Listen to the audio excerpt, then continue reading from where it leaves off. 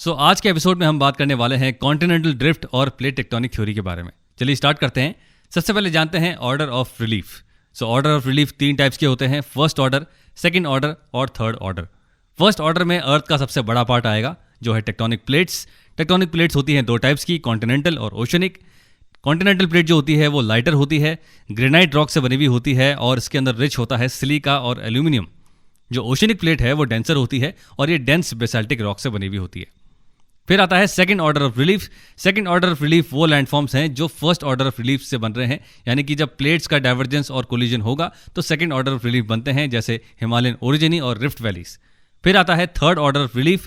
Third order of relief के अंदर वो लैंडफॉर्म्स आएंगे जो सेकंड ऑर्डर की वजह से बन रहे हैं, यानी कि सेकंड ऑर्डर ऑफ रिलीफ में जब इरोजन और डिपोजिशन होगा तो उससे थर्ड ऑर्डर ऑफ रिलीफ बनता है। और इसका बेस्ट एग्जांपल है इंडिविजुअल लैंडफॉर्म्स जैसे वैलीज, मिएंडर्स, डेल्टास एक्सेट्रा। ये हो गया है आपका quickly order of relief. First order tectonic plates, second order fold mountains and rift valleys, और थर्ड ऑर्डर के अंदर आ जाएंगे इंडिविजुअल लैंडफॉर्म्स जैसे वैलीज, मिएंडर्स, डेल्टास, नेचुरल लीवीज, जो भी हम जानते हैं। अब हम बात करते हैं कॉन्टिनेंटल ड्रिफ्ट के बारे में।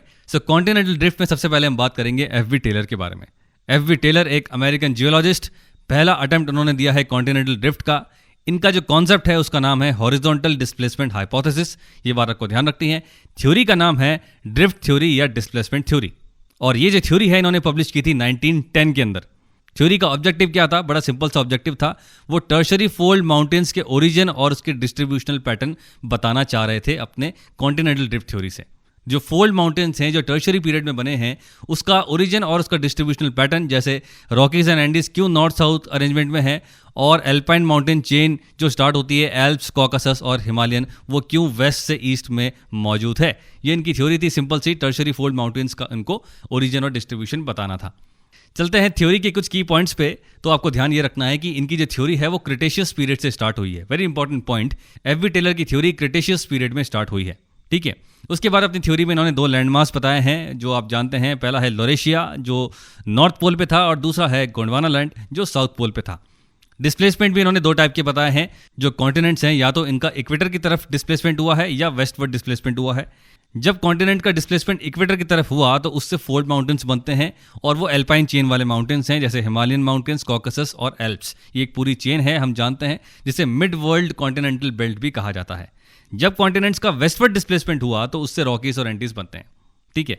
अपने इस ड्रिफ्टिंग के पीछे इन्होंने फोर्स जो बताया है वो मून का टाइडल फोर्स बताया है, केवल और केवल मून का बताया है। ये बात आपको ध्यान रखनी है। इनकी थ्योरी पूर्णतः फेल हो जाती है क्योंकि ये जो टाइडल फोर्स ऑफ मून बता रहे हैं वो इतना ज़्यादा है जो इरेशनल लगता है। भाई अगर टाइडल फोर्स ऑफ मून इतना ज़्यादा है तो फिर तो वो अर्थ का रोटेशन भी रोक सकता है, ठीक है, तो वो तो पॉसिबल नहीं है। तो ये बात आपको ध्यान रखनी है। क्विकली जो एफ.बी. टेलर की थ्योरी के पॉइंट्स हैं, अमेरिकन जियोलॉजिस्ट, पहले हैं कॉन्टिनेंटल ड्रिफ्ट इन्होंने दिया है। कंसेप्ट का नाम है इनका हॉरिजॉन्टल डिस्प्लेसमेंट हाइपोथेसिस। थ्योरी दी थी इन्होंने 1910 में, थ्योरी का नाम था डिस्प्लेसमेंट थ्योरी। और ऑब्जेक्टिव्स इसके हैं कि भाई टर्शरी फोल्ड माउंटेन्स का ओरिजिन और डिस्ट्रीब्यूशन पैटर्न बताने की इन्होंने कोशिश की है। थ्योरी के इंपॉर्टेंट पॉइंट्स जैसे क्रिटेशियस पीरियड में ये थ्योरी स्टार्ट होती है। 2 landmarks Laurasia, Gondwana land. Displacement 2 types के, इक्वेटरवर्ड डिस्प्लेसमेंट और वेस्टवर्ड डिस्प्लेसमेंट। इक्वेटरवर्ड डिस्प्लेसमेंट हुआ तो एल्प्स बने, हिमालयंस बने और कॉकसस माउंटेन्स बने, और जब वेस्टवर्ड डिस्प्लेसमेंट हुआ तो रॉकीज और एंडीज बनी। और इन सब के पीछे जो उन्होंने फोर्स बताया है वो टाइडल फोर्स ऑफ मून बताया है, जिसकी वजह से ये थ्योरी पूर्णतः फ्लॉप हो जाती है। चलिए आगे चलते हैं। अब हम बात करते हैं continental drift of Alfred Wagner. तो इससे जुड़े हुए पॉइंट्स देखते हैं। सबसे पहली बात, एल्फ्रेड वैगनर जो थे वो जर्मन थे, मेट्रियोलॉजिस्ट थे प्राइमरीली। इन्होंने अपनी थ्योरी जो है इनिशियली 1912 में दे दी थी, लेकिन इनकी थ्योरी 1922 में लाइमलाइट में आती है जब इन्होंने इस थ्योरी को एलैबोरेटली डिस्कस किया अपनी book origin of continents and ocean. इनका जो ऑब्जेक्टिव था वो बिल्कुल अलग था। वैगनर अपनी थ्योरी से ग्लोबल क्लाइमेटिक चेंजेस को बताने की कोशिश कर रहे थे, यानी कि जब से अर्थ इवॉल्व हुई है तब से लेकर अब तक क्या क्या ग्लोबल क्लाइमेटिक चेंजेस अर्थ में आए हैं वो सब वो बताने की कोशिश कर रहे थे कॉन्टिनेंटल ड्रिफ्ट से। Very strange. चलिए आगे बढ़ते हैं, कुछ इंपॉर्टेंट पॉइंट्स देखते हैं इनकी थ्योरी से जुड़े हुए। सबसे पहला पॉइंट है पेंजिया। पेंजिया आप जानते हैं ये एक सुपर कॉन्टिनेंट जो बताया है वैगनर ने, और ये आपको ध्यान रखना है कि पेंजिया जो है वो पैलियोजोइक एरा में मौजूद था। ये इंपॉर्टेंट पॉइंट है। पैलियोजोइक एरा तक पेंजिया इंटैक्ट था, सारे कॉन्टिनेंट जुड़े हुए थे और ये एक सुपर कॉन्टिनेंट था। पैंथालाजा जो था वो एक सुपर ओशन था। इसको हम प्राइमरी या ओल्ड पैसिफिक ओशन भी बोल सकते हैं, और इसने चारों तरफ से पैंजिया को घेर रखा था, यानी कि पैंजिया एक सुपर कॉन्टिनेंट घिरा हुआ था पैंथालासा से। ठीक है, उसके बाद 2 टाइप के land mass Laurasia, Gondwana land, वही लिए गए हैं। आपको ध्यान ये रखना है कि लोरेशिया जो है वो पैंजिया का नॉर्दर्न पार्ट था, और गोंडवाना लैंड जो था वो पैंजिया का सदर्न पार्ट था। लोरेशिया के अंदर नॉर्थ अमेरिका, यूरोप और एशिया आते थे, और गोंडवाना लैंड के अंदर जो कि पैंजिया का सदर्न पार्ट है उसमें मोस्टली इक्वेटर से नीचे आने वाले कॉन्टिनेंट्स आते थे, जैसे south America, Africa, Madagascar, peninsular India, Australia and Antarctica. ये ध्यान रखना है। थ्योरी क्या है इनकी? थ्योरी बड़ी सिंपल सी है। वो बताते हैं कि भाई पैंजिया जो था वो पैलेजोइक एरा तक मौजूद था, यानी कि ये जो सुपर कॉन्टिनेंट था, सारे कॉन्टिनेंट्स को जोड़कर एक जो बड़ा कॉन्टिनेंट था वो पैलेजोइक एरा तक मौजूद था। उसके बाद इस सुपर कॉन्टिनेंट के अंदर डिस्रप्शन हुए, और डिस्रप्शन होने के बाद ये टूटा, और टूटने के बाद यहाँ पर ड्रिफ्टिंग स्टार्ट हुई, और आज की जो मौजूद प्रेजेंट पोजीशन है वो हमें मिलती है। अपनी थ्योरी फेल नहीं हो जाए इसलिए इन भाई साहब ने कुछ एविडेंस भी दिए, जैसे जिक्सॉ पजल दिया। जिक्सॉ फिट के बारे में आप जानते हैं कि भाई जो वेस्टर्न कोस्ट ऑफ अफ्रीका है और eastern coast of South America है उसकी एक जियोलॉजिकल सिमिलरिटी उन्होंने बताई। बिहेवियर ऑफ लेमिंग्स बताया जो नॉर्वेगियन कोस्ट से बार बार कूदते हैं। ग्लॉसोप्टेरिस फ्लोरा के बारे में बताया, वो बताते हैं कि एक खास तरीके का एक फ्लोरा है, जो प्लांट है जो केवल गोंडवाना लैंड से जुड़े हुए कॉन्टिनेंट्स के अंदर पाया गया, जो आज अलग अलग हैं। उसके बाद टिलाइट डिपॉजिट्स के बारे में बताया। टिलाइट डिपॉजिट्स को ग्लेशियल डिपॉजिट्स कहा जाता है, और ये गोंडवाना लैंड के जुड़े हुए जितने भी कॉन्टिनेंट्स थे, जैसे south America, Africa, peninsular India, Australia, यहाँ पर पाए जाते हैं। उसके बाद प्लेसर डिपॉजिट्स, जिसे गोल्ड डिपॉजिट कहा जाता है, और ये अफ्रीका के वेस्टर्न कोस्ट और ब्राज़ील में पाए जाते हैं, जो आज की तारीख में माइल्स अपार्ट हैं। ठीक है, तो ये कुछ इन्होंने एविडेंसेस बता दिए, जैसे jigsaw puzzle, behaviour of lemmings, glossopteris flora, tillite deposits और प्लेसर डिपॉजिट्स। उसके बाद हम बात करते हैं कि इन्होंने थ्योरी में ड्रिफ्टिंग कैसे बताई है, भाई कॉन्टिनेंट्स का ड्रिफ्टिंग हुआ कैसे है। तो सेम है, 2 तरह की ड्रिफ्टिंग हुई है, एक इक्वेटर की तरफ ड्रिफ्टिंग हुई है और एक वेस्टवर्ड ड्रिफ्टिंग हुई है, जैसा कि एफ.वी. टेलर ने भी कहा था। तो इक्वेटरवर्ड ड्रिफ्टिंग जो हुई है उसके पीछे जो फोर्स रिस्पॉन्सिबल है वो centre of buoyancy and centre of gravity के बारे में उन्होंने बताया है कि जब centre of buoyancy centre of gravity के नीचे आ जाती है तो रिजल्टेंट फोर्स इक्वेटर की तरफ लगता है। और वेस्टवर्ड ड्रिफ्ट के अंदर उन्होंने बताया है कि जो कॉन्टिनेंट्स वेस्टवर्ड ड्रिफ्ट हुए हैं वो हैं tidal force of sun and moon. ये बात आपको ध्यान रखनी है, केवल मून नहीं है, सन एंड मून दोनों बताए हैं। तो 2 टाइप्स की ड्रिफ्टिंग, इक्वेटरवर्ड ड्रिफ्टिंग और वेस्टवर्ड ड्रिफ्टिंग। इक्वेटरवर्ड ड्रिफ्टिंग के अंदर centre of buoyancy and centre of gravity, और वेस्टवर्ड के अंदर tidal force of sun and moon. ठीक है, उसके बाद चलो ठीक है, ये थ्योरी तो आपको पता है, लेकिन टाइमलाइन ऑफ इवेंट्स बड़े इंपॉर्टेंट है। सबसे पहले आपको ध्यान रखना है कि भाई जो उन्होंने बात कही है, पूरे पैलेजोइक एरा के अंदर जो है पैंजिया इंटैक्ट था। उसके बाद जब मेसोजोइक एरा आया तो मेसोजोइक एरा के बिल्कुल बीच में, by the mid of Mesozoic era, ये पैंजिया 2 पार्ट में टूटा, लोरेशिया और गोंडवाना लैंड। और मेसोजोइक एरा के एंड में जाने के बाद फर्दर लोरेशिया के अंदर भी डिसरप्शन हुआ और गोंडवाना लैंड के अंदर भी डिसरप्शन हुआ, और पूरे सिनोजोइक एरा के अंदर ये ड्रिफ्टिंग चलती रही, और उसके बाद हमें ये प्रेजेंट पोजीशन देखने को मिलती है।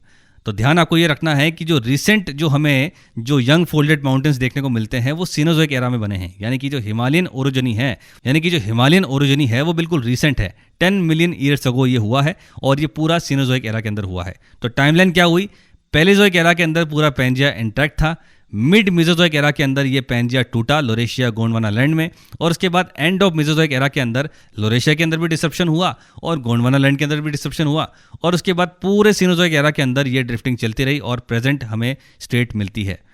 The development of the Himalayan orogeny जो बिल्कुल यंगेस्ट है वो सिनोजोइक एरा के अंदर हुआ है, ये बात आपको ध्यान रखनी है। तो ये है आपकी कॉन्टिनेंटल ड्रिफ्ट, बड़ा सिंपल सा था। अब हम बढ़ते हैं प्लेट टेक्टोनिक की तरफ। लेकिन प्लेट टेक्टोनिक की तरफ बढ़ने से पहले आपको कुछ टाइम लाइन ऑफ इवेंट देखने हैं, कुछ क्रोनोलॉजी देखनी है। तो क्रोनोलॉजी क्या बैठती है, कॉन्टिनेंटल ड्रिफ्ट में सबसे पहले आते हैं एफ.वी. टेलर, जिनकी थ्योरी फेल हो गई ऑल टुगेदर। उसके बाद वैगनर आए, इनकी थ्योरी भी जो है वो जस्टिफाइड नहीं हो पाई, और ये भी फेल हो गई। ठीक है, ये दोनों जो हैं वो जो फोर्स बता रहे हैं, सेंटर ऑफ ग्रेविटी और सेंटर ऑफ बायंसी, जो वैगनर भी बता रहे हैं, वो इतना नहीं है कि भाई कॉन्टिनेंट्स को ही ड्रिफ्ट कर दे। इसलिए ये थ्योरी जो है वाइडली पॉपुलर हुई, लेकिन ये एक्सेप्टेड नहीं की गई जोग्राफर्स के द्वारा।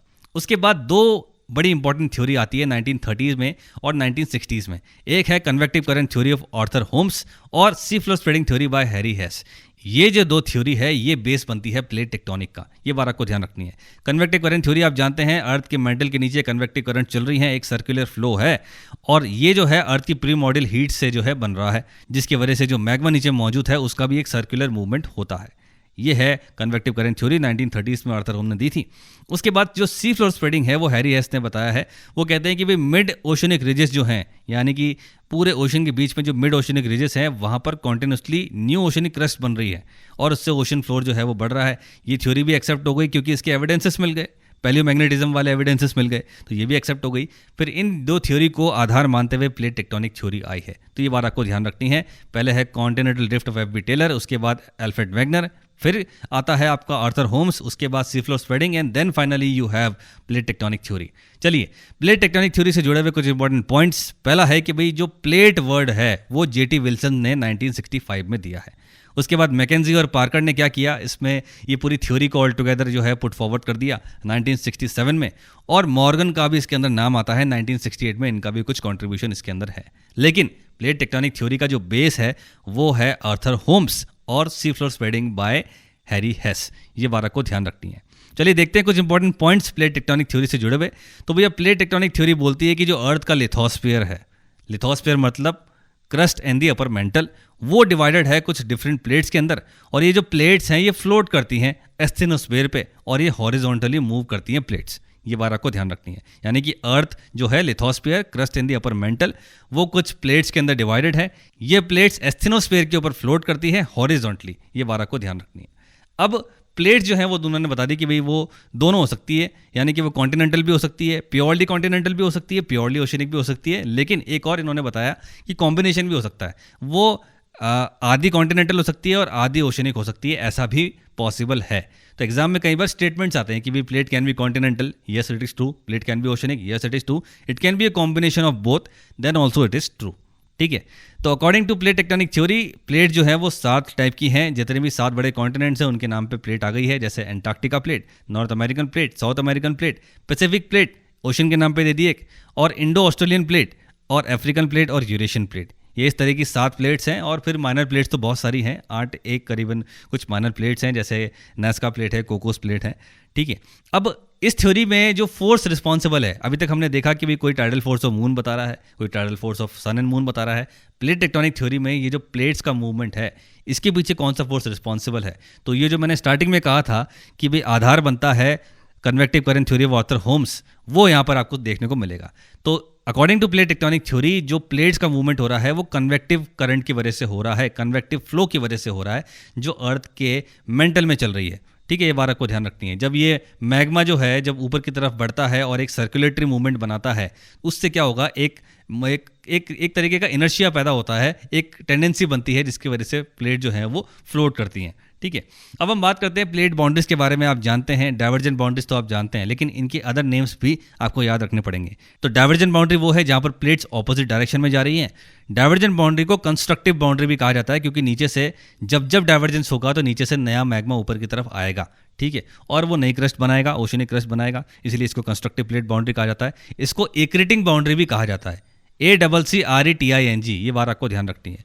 ये भी इन्हें कहा जाता है। एग्जाम्पल इसके नॉर्थ अमेरिकन प्लेट है, यूरेशियन प्लेट है, मिड ओशनिक रिजेस इसके बेस्ट एग्जाम्पल हैं।